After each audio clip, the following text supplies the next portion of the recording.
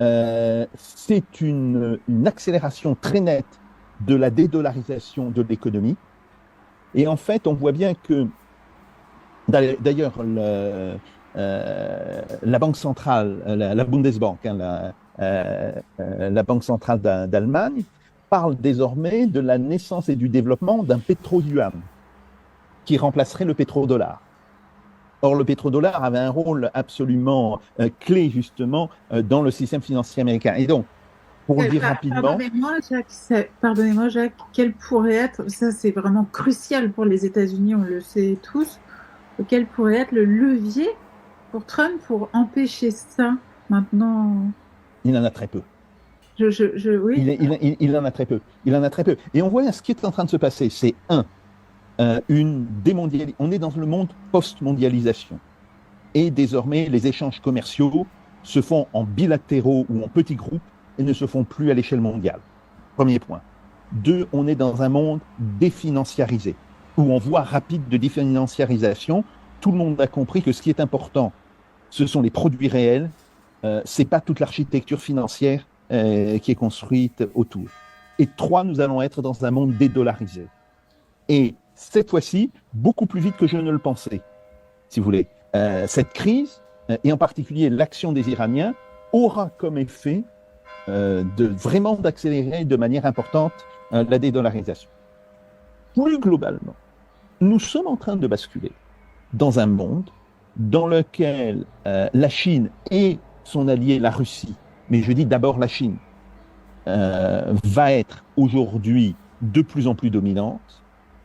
Ce que l'on appelle l'Occident global va commencer à baisser de manière très forte. Il avait déjà baissé de manière très forte. Il faut savoir que la Chine a dépassé économiquement les États-Unis en 2017.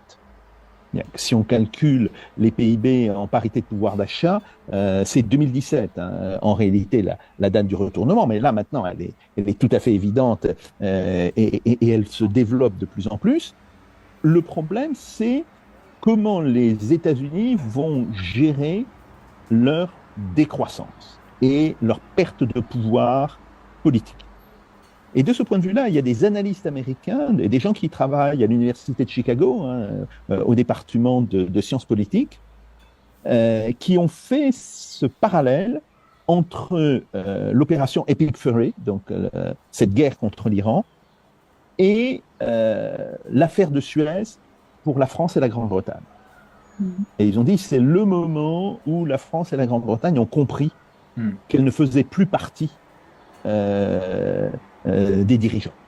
C'est le moment de la grande castration, quoi. Voilà, c'est à ce moment-là. Bon, et c'est ce que sont en train de vivre les États-Unis. Hmm. Aujourd'hui, ils vont devoir gérer cette forme de repli et surtout euh, ce nouveau type de relation avec les pays. Parce que ce qui est en train de se passer dans le Golfe, il ne faut pas croire que ça n'a pas d'impact sur les autres pays du Golfe, qui ont de moins en moins confiance dans les États-Unis. Il ne faut pas croire que ça n'a pas un impact sur les pays d'Asie. D'ailleurs, le voyage en Chine populaire de la dirigeante du Kuomintang, bon, qui est le grand parti d'opposition à Taïwan, c'est pas un hasard.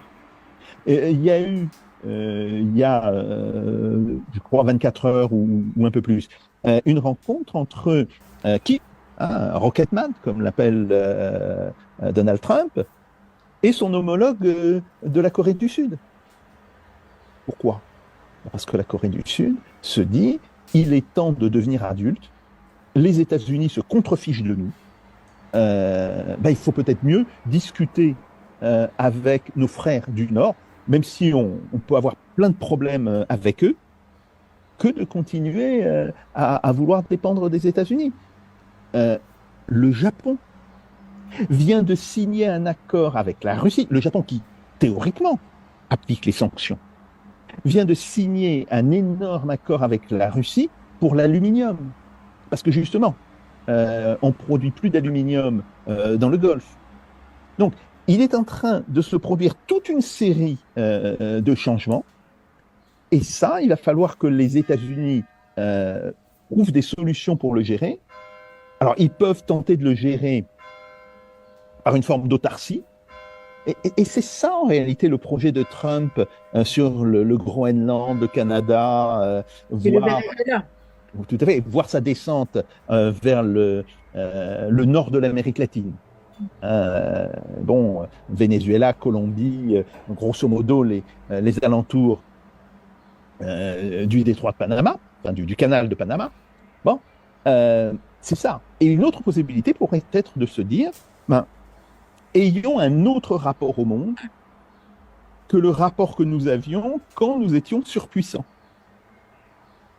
Tentons plutôt de parler que de contraindre. Ça demande une autre élite Oui. politique, clairement. Je pense que ce sera certainement un autre